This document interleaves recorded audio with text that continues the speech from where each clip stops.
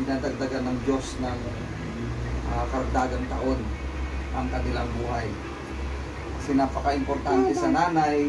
Ako, tatay ako, pero yung mga anak ko, yung tatlo, lumaki na ako ang kasama nila. Kasi yung mama nila layas. Biro lang. Kasi yung mama nila laging gustong pupunta sa ibang bansa. Yung simula nung naging pastor ako, yung prayer ko sa Panginoon, kung magkakaroon ako ng pamilya, yung asawa ko, yung mga anak ko, magkakasama kami. Pero naiba yung design. Pero hindi ako makatanggi sa kanya kasi isa rin doon sa design ng puso niya, makatulong doon sa mga anak niya.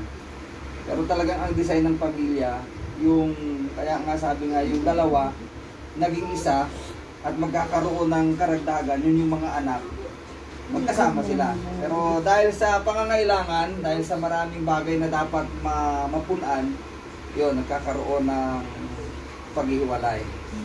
Yan, katulad nung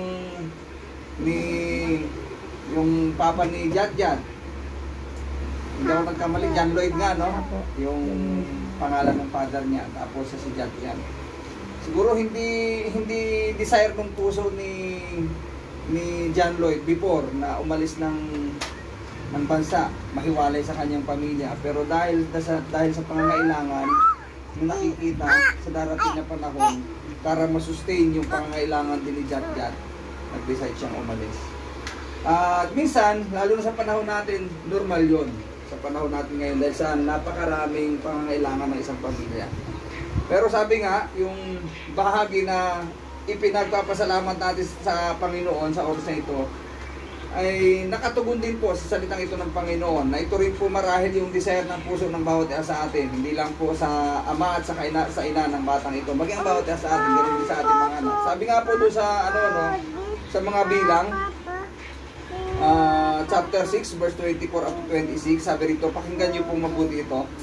Pagpalain ka nawa ng Panginoon at ingatan ka.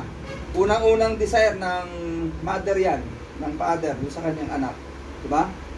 Wala sa atin bilang mga magulang na yung anak natin ay mapahamak. Pero may mga instances na nakikita tayo, may mga nangyayari na yung mga anak nila biglang nawawala doon sa parents.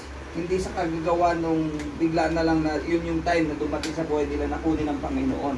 Pagkos nagkakaroon ng instrumento para mawala yung mga anak nila doon sa magulang,